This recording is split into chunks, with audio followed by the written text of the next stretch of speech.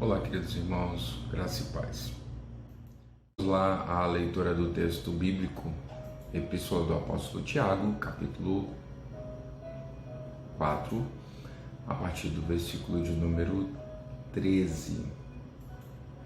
Diz assim a palavra de Deus: Atendei agora, vós que dizeis hoje ou amanhã iremos para tal cidade, lá passaremos um ano e negociaremos e teremos lucro. Vocês não sabem o que sucederá amanhã. Que é a vossa vida? Sois apenas como um sopro, neblina, que aparece por um instante e logo se dissipa.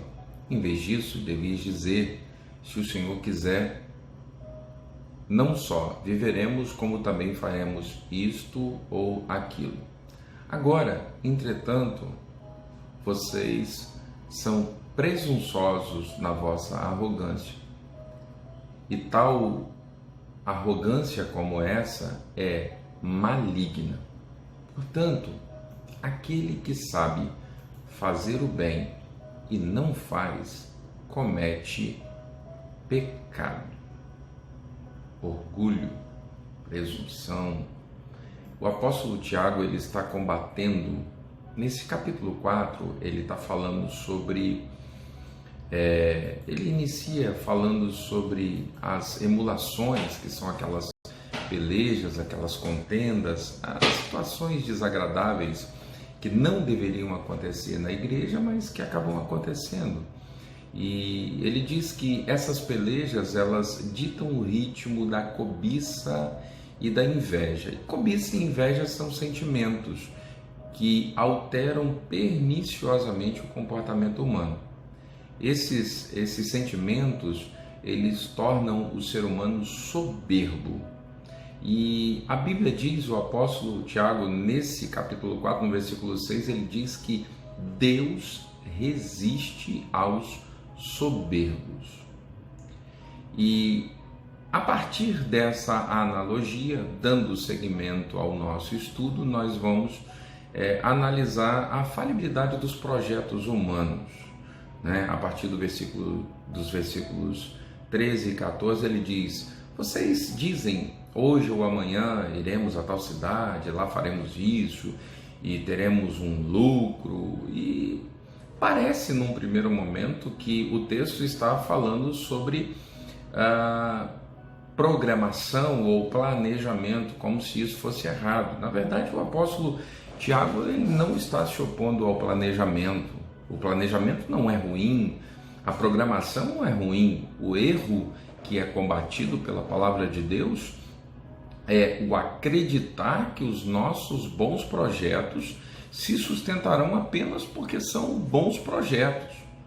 Isso é um equívoco terrível, um engodo da alma humana, E nós temos, inclusive, dois textos bíblicos que eu quero compartilhar com vocês. Os dois, inclusive, são registrados pelo evangelista Lucas nos capítulos 14. O primeiro texto que eu vou abordar é o capítulo 14, a partir do versículo de número 28. O próprio Jesus falando para aqueles que queriam segui-lo, ele diz assim: pois qual de vocês que pretendendo construir uma torre não se assenta primeiro para calcular as despesas e verificar se tem meios suficientes para concluí-la? Ou qual rei que, quando sai à batalha, não calcula se pode ir com uma quantidade de soldados menor do que os seus opositores? Porque se, ao perceber que não será suficiente o seu exército, ele envia mensageiros buscando paz. E Jesus está falando sobre planejamento para aquelas pessoas que queriam segui-lo. Na verdade, ele está dizendo: olha, se você quer me seguir, você tem que estar com muita consciência, a consciência muito clara do preço que você tem a pagar para me seguir. Então, planejamento, programação, tudo isso é bênção de Deus, não está errado. O que a palavra condena é acreditar que o nosso bom projeto por si só vai garantir a nossa vitória, a nossa felicidade. O segundo texto encontra-se também no Evangelho de Jesus, escrito por Lucas, no capítulo 12, a partir do versículo, na verdade no versículo de número 20, a história são versículos anteriores, conta a história, é uma parábola de um homem que prosperou muito em sua plantação, provavelmente um fazendeiro bem-sucedido, e ele fica muito feliz porque a sua colheita foi abundante, e até aí nada de errado. E ele diz: o que eu vou fazer? Os meus celeiros não estão comportando, eu colhi mais do que eu imaginava, e eu já sei o que eu vou fazer. Eu vou derrubar os meus celeiros, eu vou construir silos maiores, eu vou juntar o que eu colhi e vou colocar nesses novos celeiros e vou vender o produto da minha colheita, vou deitar numa rede e vou dizer: bom, descansa agora, homem, porque você é muito bem sucedido. Planejar, ter propósito não é errado, mas a Bíblia diz que aquele homem, ele criou todas as suas expectativas de felicidade, de descanso, de paz em cima da sua prosperidade. E a palavra foi: mas Deus lhe disse: louco, esta noite pedirão a sua alma. O que você tem preparado? Você fez muita coisa, parabéns para você por isso, mas o que você fez, o que você tem, vai ficar para alguém, porque esse é seu último dia. Então, a palavra está nos aconselhando a termos cuidado com o nosso planejamento por si só. O versículo de número 15, o apóstolo Tiago, ele diz o seguinte: vejamos o que a palavra fala. Em vez disso, vocês deveriam dizer: se o Senhor quiser e se vivermos, faremos isso ou aquilo. Observa que ele está dizendo que nós precisamos reconhecer a soberania de Deus, da vontade de Deus. E ele diz: se o Senhor quiser e se nós vivermos. Bom, você pode se perguntar: mas se o Senhor quiser, nós viveremos. Não é bem assim. O Senhor tem projetos e planos para nós. Mas muitas vezes esses projetos e planos que foram traçados para que nós fôssemos abençoados, eles não são experimentados, porque nós não fazemos a nossa parte, porque nós nos equivocamos quanto às nossas escolhas. Então o apóstolo está dizendo: você deveria dizer, olha, ao invés de dizer eu vou fazer isso, aquilo outro, eu vou ganhar tanto, você deve confiar seus sonhos, sonhar, confiar seus projetos ao Senhor e acreditar que se você se mantiver dentro do propósito, todos os seus projetos serão bem estabelecidos.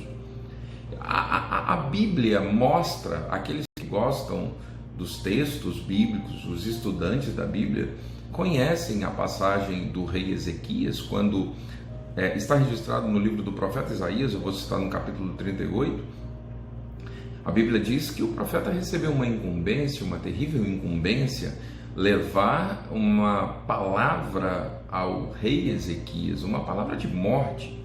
O profeta diz: assim diz o Senhor, você tem que colocar a sua casa em ordem, porque você vai morrer, não vai viver. A Bíblia diz que o profeta, ele sai provavelmente consternado, porque era amigo do rei, era próximo ao rei, e o rei recebe uma palavra dura, uma palavra de morte, e o rei se vira para o canto, e a Bíblia diz que ele chora amargamente. Ele pede ao Senhor que se lembre dele, que se lembre de como ele se comportou como rei, de como ele agiu como servo do Senhor, e ele ora e chora amargamente. Ele não está contestando a soberania de Deus, ele apenas está apelando à misericórdia de Deus. E quando nós reconhecemos a soberania, a misericórdia de Deus nos alcança. E a Bíblia diz, nesse capítulo 38, no verso 5, que o profeta Isaías recebeu uma nova mensagem de Deus, e foi essa: vai e dize a Ezequias: assim diz o Senhor, o Deus de Davi, teu pai. Eu ouvi a tua oração e vi as tuas lágrimas, e acrescentaria aos teus dias 15 anos. Aquele homem, ele se curvou à soberania de Deus, ele apresentou seu lamento, seus questionamentos, seu sonho de vida, e ele devotou a sua história à confiança que ele tinha no Senhor. Se nós tivermos o mesmo procedimento, seremos também muito bem-sucedidos. Agora, no versículo de número 16, vamos ver o que a palavra diz, versículo de número 16. Agora, entretanto, vocês são presunçosos, vaidosos da vossa arrogância, da vossa pretensão, e toda arrogância, todo orgulho como esse é maligno. Olha só, muitas vezes nós precisamos projetar, como eu disse, precisamos sonhar, é bom sonhar, é bom planejar. O problema não está aí, o problema está na autossuficiência. E às vezes, e o que eu vou falar aqui é muito sério, nós somos autossuficientes até na nossa fé. O momento, inclusive, mostra isso. Quantas pessoas têm postado mensagens dizendo: cadê a fé dos crentes? Quantas pessoas, nesse momento, ao invés de apoiar umas às outras, entender que nem todo mundo tem o mesmo entendimento da palavra, perceber a delicadeza da situação, não, ficam arvorando a santidade, a pseudo-confiança extremada no Senhor, mas isso não é bênção para si próprio e nem para ninguém. E a Bíblia diz, e o próprio apóstolo Tiago, no primeiro capítulo, a partir do versículo de número 16, ele diz assim: não se enganem, meus amados irmãos, tudo que é bom, toda boa dádiva, todo dom perfeito vem do alto. Não é porque eu sou um crente de oração, não é porque eu sou um pastor abençoado, não é porque eu conheço a palavra, é que as coisas vão acontecer comigo de forma diferente. Crente também adoece, crente também morre, crente fica desempregado, crente padece tribulações. Foi o próprio Jesus quem disse isso: no mundo tereis aflições, mas tenham um bom ânimo, porque ele, Jesus, primeiramente venceu o mundo. Essa vitória dele sobre o mundo, sobre as agruras, sobre as dificuldades, nos garante também vitória. Mas a vitória primeiro é a vitória dele, o poder é dele, a graça para nós vem dele. E aí esse orgulho, ele se torna maligno na nossa vida quando nós perdemos a oportunidade, muitas vezes, de submeter o nosso projeto, os nossos desejos, os nossos sonhos ao Senhor. E no versículo de número 17, ele faz uma referência muito importante. Eu gosto muito desse texto, foi o versículo que eu ensinei aos meus filhos, foi o primeiro versículo que eu ensinei a eles. Aquele que sabe fazer o bem e não faz, comete pecado. Deixar de fazer o bem que se sabe fazer, ou que se sabe que deve ser feito, é tão pecado quanto praticar o mal objetivamente, diretamente. É o pecado por comissão, é aquele que eu pego e faço, mas do outro lado o apóstolo estava dizendo do pecado de omissão. Omissão de socorro é crime, né? Na lei. E omitir a bondade, a misericórdia de Deus é pecado, é um crime, é um delito gravíssimo e que nós precisamos nos resguardar dele. A Bíblia, ela fala numa passagem muito interessante e bem conhecida, livro do profeta Ezequiel, no capítulo 33, o versículo de número 8, ele diz assim: se eu disser ao ímpio que ele certamente morrerá, e você não falar ao ímpio para adverti-lo de seu mau caminho, esse ímpio certamente morrerá na sua maldade, mas você será o responsável pela morte dele. Então, nós precisamos entender nesse contexto que nós somos cercados de muita responsabilidade. Precisamos entender que temos de tomar muito cuidado com a nossa autossuficiência, com acreditar que os nossos bons projetos por si só são suficientes, que o que nós sabemos nos é suficiente para garantir a nossa vitória. A nossa vitória vem do Senhor. E o crente em Cristo Jesus, ele é completamente dependente.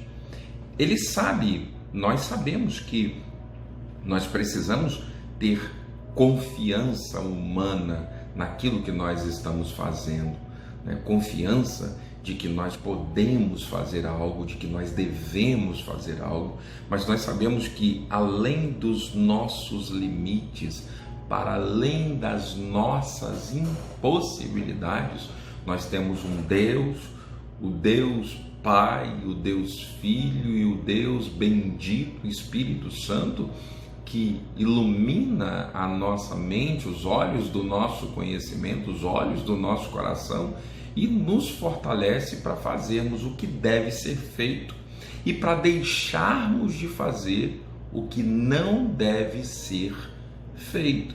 Então, o apóstolo Tiago está dizendo, cuidado, aquele que sabe fazer e não faz, peca tanto quanto, e eu diria que talvez até mais, do que aquele que peca fazendo, porque pelo menos tem coragem para fazer, ainda que seja errado, né? Mas aquele que não tem coragem para fazer o que deve ser feito, é um problema muito sério, uma situação muito séria.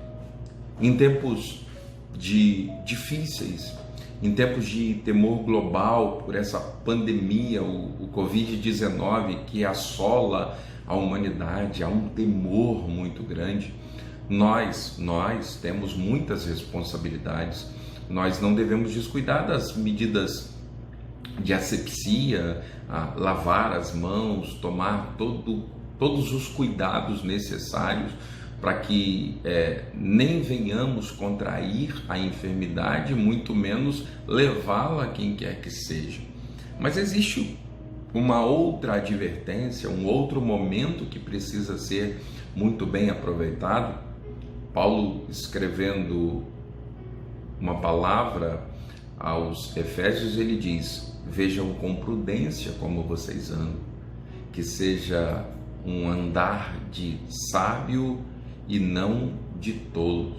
Aproveitem muito bem as oportunidades que vocês estão tendo, porque os dias são maus. Então precisamos aproveitar as oportunidades, precisamos fazer o bem que está ao nosso alcance fazer. E nesse tempo em que as pessoas estão desesperadas, sem paz, evite de colocar mensagens que levem ao pânico, evitem replicar mensagens das quais você não tenha convicção de que são de fontes confiáveis. Se você não tem o que fazer, e é claro que todos nós temos, leia a sua Bíblia, peça a Deus uma palavra de bênção, uma palavra de conforto, uma palavra de consolo. Seja canal de bênção do Senhor, que a vida de Deus flua a partir da vida de sua igreja.